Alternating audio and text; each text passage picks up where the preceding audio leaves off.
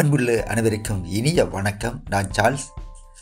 யாழ் பல்கலைக்கழக கலை பீடாதிபதி பேராசிரியர் ரகுராம் அவர்களின் கருத்தும் ஆழமான சிந்தனையும் வரவேற்கப்படக்கூடியது. என்னதான் அவர்களுக்கு ஏன் எனக்கும் மாற்றுக் கருத்துக்கள் இருந்தாலும் மாவீரர்களின் தனிமனித ஒழுக்கம் இப்போது எங்கே என்று பேராசிரியர் கேட்கின்றார். அதுவும் உண்மைதான். விடுதலை புலிகளின் தனிமனித ஒழுக்கத்தை, அவர்களுடைய கட்டுக்கோப்பை யாரும் குறை கூற முடியாது. அந்த வகையிலே பேராசிரியர் ரகுராம் அவர்கள் எடுத்துள்ள சமூக பொறுப்பை நாம் ஒவ்வொருவரும் கையில் எடுத்து ஆதரவு வழங்கி போதை அரக்கனை முடிந்தளவு ஒழிப்போம். வாருங்கள், பேராசிரியரின் கோரிக்கையை செவிமடுத்து அணி திரள்வோம். நன்றி. வாழ்க வளமுடன். அன்பான மக்களுக்கு ஒரு காலம் கருதிய ஒரு செய்தியை விடுக்கின்ற ஒரு கடமை பொறுப்பு எனக்கு இருப்பதாக நான் உணர்கிறேன். யாழ்ப்பாண பல்கலைக்கழக கலைப்பீடத்திலே பல்கலைக்கழக மாணவர்கள் மத்தியில் போதை பாவனையை தடுத்து நிறுத்துவதற்கான முயற்சிகளில் தீவிரமாக ஈடுபட்டிருப்பவனாக இன்றைய பொழுதுகளில் கலைப்பீட மாணவர் ஒன்றியம் ஆரம்பித்திருக்கக்கூடிய போதை பாவனைக்கு எதிரான அந்த போராட்டத்தை முழுமையாக ஆதரித்து நிற்பவனாக சமூகத்திடம் ஒரு தாழ்மையான வேண்டுகோளை நான் விடுக்க விரும்புகிறேன். போதை பாவனை இன்று எங்கள் மக்களை எல்லா விதத்திலும் பாதித்திருக்கிறது. பல்கலைக்கழகங்கள் மாத்திரமல்ல, பாடசாலைகள், சமூக நிறுவனங்கள், இவை யாவற்றிலும் இன்றைக்கு ஊடுருவி போயிருக்கின்ற இந்த போதை பாவனை எங்களுடைய சக்தி மிகுந்த இளம் சமுதாயத்தை சீரழித்துக் கொண்டிருக்கிறது. மதுவாக, போதைப் பொருட்களாக, பல்வேறு வடிவங்களில் ஊடுருவி கொண்டிருக்கக்கூடிய இந்த பாவனை சுயமாக சிந்திக்கக்கூடிய எங்கள் சமூகத்தை மிக அசிங்கமான வழியிலே சீரழித்துக் கொண்டிருக்கிறது.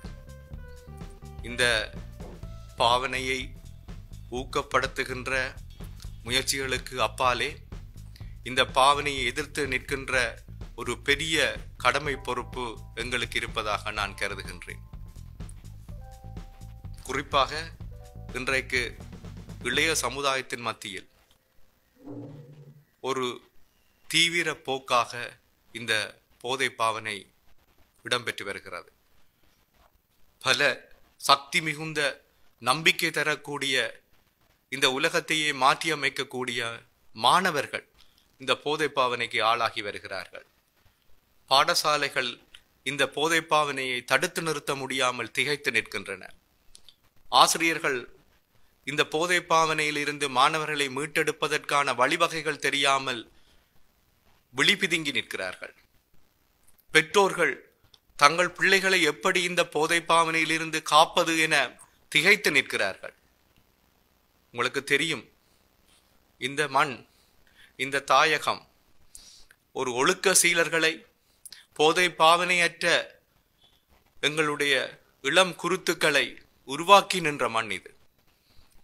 இன்றைக்கும் நாங்கள் வணங்கி போற்றுகின்ற அந்த மாவீரர்கள், அந்த மாவீரர்களுடைய தனிமனித ஒழுக்கமும் போதை பாவனையற்ற அந்த சூழலும் தான் இன்றைக்கும் அவர்களை முன்மாதிரிகளாக, தெய்வங்களாக போற்றி வைத்திருக்க எங்களை பணித்திருக்கிறது. அந்த ஒரு சூழலிலிருந்து இன்றைக்கு எங்களுடைய சமூகம் வெகு தூரம் தொலைந்து வந்திருக்கிறது. இந்த சமயத்திலே தயவு செய்து பல்கலைக்கழகத்திலே ஆரம்பித்திருக்கிற பல்கலைக்கழக மாணவர்களால், குறிப்பாக கலைப்பீட மாணவர்களால் ஆரம்பித்து வைக்கப்பட்டிருக்கிற இந்த போதைக்கு எதிரான போராட்டம் ஒரு சமூக போராட்டமாக உருவாக வேண்டும். ஒவ்வொரு கிராமத்திலும், ஒவ்வொரு பாடசாலையிலும், ஒவ்வொரு சமூக நிறுவனங்களிலும் இருக்கக்கூடியவர்கள், அக்கறை உள்ளவர்கள், ஆர்வம் உள்ளவர்கள், சமூகத்தை பற்றி சிந்திக்கக்கூடியவர்கள் தயவு செய்து இந்த தருணத்தை எங்களுக்காக ஒதுக்கி எங்களுடைய இளம் சமுதாயத்தை நாசமாக்கி கொண்டிருக்கக்கூடிய இந்த போதைப் பொருளை, மதுபாவனையை தடுத்து நிறுத்துவதற்கான, ஒடுக்குவதற்கான, ஒரு ஆரோக்கியமான சமூகத்தை உருவாக்குவதற்கான அந்த கால பொறுப்பை கைகளில் ஏந்த வேண்டும். இதனுடைய தாழ்மையான வேண்டுகோள் தயவு செய்து இதை கேட்கின்ற ஒவ்வொருவரும் உங்களால் இயன்றளவிலே தனியாட்களாக, குழுக்களாக, சமூக நிறுவனங்களாக நீங்கள் இந்த விடயத்தை, இந்த கால பொருத்தம் கருதிய விடயத்தை சற்று சிந்தித்துக் கொள்ளுங்கள். இது நாங்கள் மிகப்பெரிய விழிப்புணர்வை, மிகப்பெரிய ஒரு செயற்பாட்டை முன்னெடுக்க வேண்டிய காலகட்டம். அந்த செயற்பாடுதான் எங்களை சுதந்திர சிந்தனையாளர்களாக, சுயாதீனமாக சிந்திக்கக்கூடியவர்களாக, இந்த சமூகத்தை வழிநடத்தக்கூடியவர்களாக, எங்களுடைய வளர்ந்து வருகின்ற இளம் சமுதாயத்தை உருவாக்குவதற்கு அது வழி தரும்.